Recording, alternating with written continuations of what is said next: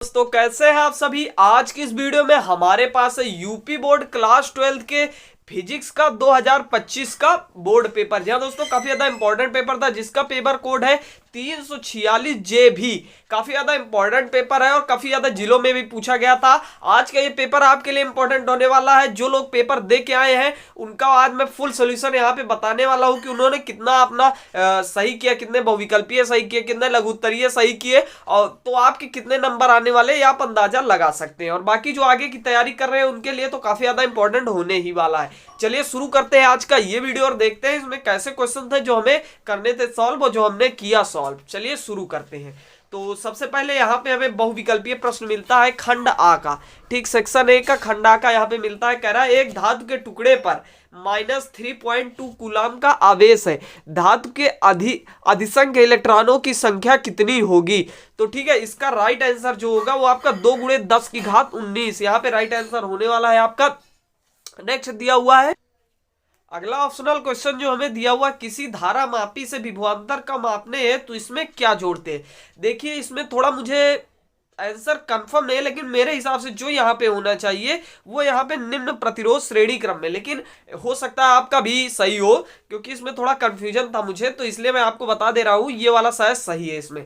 ठीक, लेकिन और नेक्स्ट दिया हुआ है वैद्युत चुंबकीय तरंगों में वैद्युत एवं चुंबकीय क्षेत्र सदिशों में कलांतर कितना होता है। तो शून्य आपका राइट आंसर यहाँ पे होने वाला है। ठीक, ये आप जो लगाया होगा उसका राइट होगा।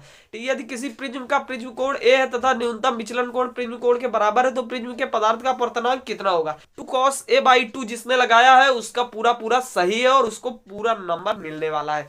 नेक्स्ट दिया हुआ है चुंबकीय द्विध्रुव आघूर्ण का मात्रक क्या होता है। एम्पियर मीटर स्क्वायर जिन्होंने भी लगाया है उनको मिलेगा पूरा नंबर।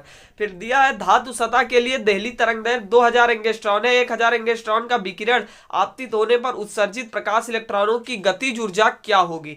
तो यहाँ पे आपका राइट आंसर जो होने वाला है वो यहाँ पे 6.2 इलेक्ट्रॉन वोल्ट। ठीक, नेक्स्ट क्वेश्चन देखते हैं जो हमें यहाँ पे अति लघुत्तरीय दिए हुए हैं उसमें यहाँ पे क्या पूछा गया है।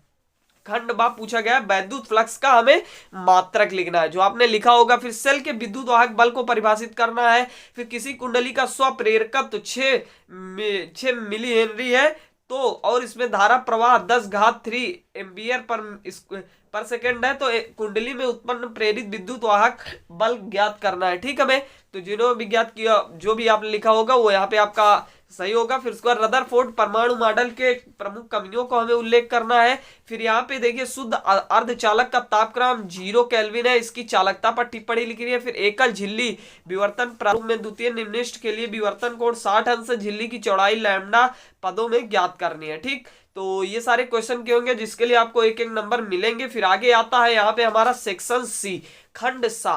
ठीक, तो यहाँ पे लिखा हुआ है समान धारिता के 4 संधारित्र श्रेणी क्रम में 20 वोल्ट की बैटरी से जुड़े हैं। मध्य बिंदु O भू संपर्कित है।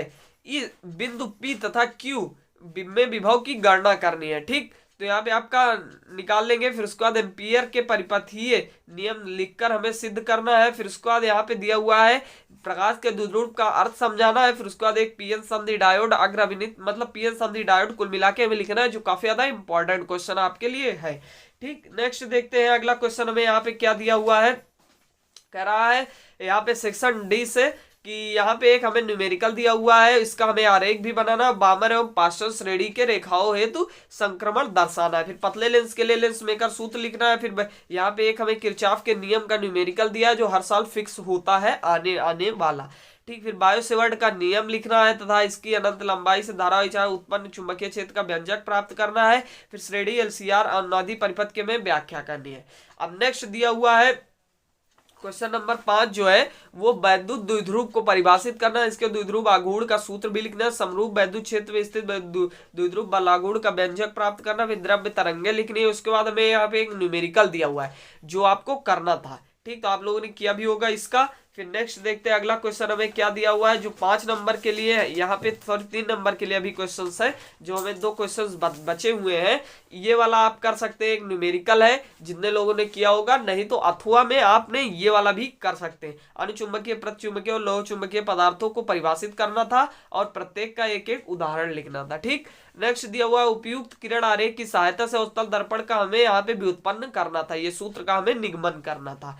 तो जितने लोगों ने किया होगा उनका सही है। फिर उसके बाद नेक्स्ट क्वेश्चन काफी ज्यादा इंपॉर्टेंट है, हाइगेंस की द्वितीयक तरंगिकाओं का सिद्धांत लिखना था तथा इसके आधार पर प्रकाश के अपवर्तन के नियमों को हमें समझाना था।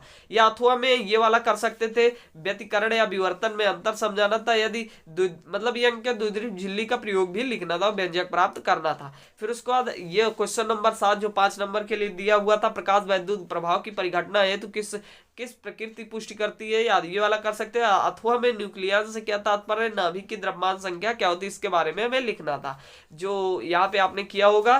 फिर नेक्स्ट क्वेश्चन देखते हैं, अगला क्वेश्चन हमें यहाँ पे क्या दिया हुआ था। ठीक, अगला क्वेश्चन यहाँ पे हमें दिया हुआ है, ट्रांसफार्मर किस सिद्धांत पर कार्य करता है, ऊंचाई और अपचाई ट्रांसफार्मर क्या होते हैं, ये हमें लिखना था और इसके साथ एक न्यूमेरिकल भी दिया हुआ है। अथवा में आप वैद्युत संधारित्र कर सकते थे, समांतर प्लेट संधारित्र की धारिता का व्यंजक भी प्राप्त करना था, धारिता किन बातों पर निर्भर करती है ये भी लिखना था। फिर उसके बाद ये वाला क्वेश्चन आपका करना था, क्वेश्चन नंबर 9 था, वैद्युत चुंबकीय तरंगों के बारे में लिखना था, साथ में एक न्यूमेरिकल आया था, काफी ज्यादा लंबा क्वेश्चन था जो 5 नंबर के लिए था। अथवा में आप दिष्टकरण का अर्थ समझाना था और पीएन संधि डायोड के बारे में लिखना था। अब नेक्स्ट देखते हैं अगला यहाँ पे हमें क्या दिया हुआ था। फिर यहाँ पे आपको भौतिक नियतांक दिया हुआ था जो आपको यूज करने थे अपने न्यूमेरिकल के लिए, तो यहाँ से आपने चूज किए होंगे फिजिकल कांस्टेंट और यहीं पे दोस्तों आपका पेपर होता है खत्म। काफी ज्यादा इंपॉर्टेंट पेपर था जो आपने किया होगा सॉल्व, और आपके कितने नंबर आए थे ऑप्शनल से पता चल गए होंगे, और पेपर कैसा लिखा वो आपके ऊपर डिपेंड करता है कि आपने पेपर कैसा लिख के आया है। तो बस दोस्तों आज के इस वीडियो में इतना ही था। वीडियो कैसा लगा कमेंट बॉक्स में जो बताना, पसंद आए तो लाइक करना, चैनल को सब्सक्राइब करना बिल्कुल मत भूलना ऐसे इंटरेस्टिंग वीडियो के लिए। चलिए मिलते हैं इसकी नेक्स्ट वीडियो में, तब तक के लिए बाय बाय।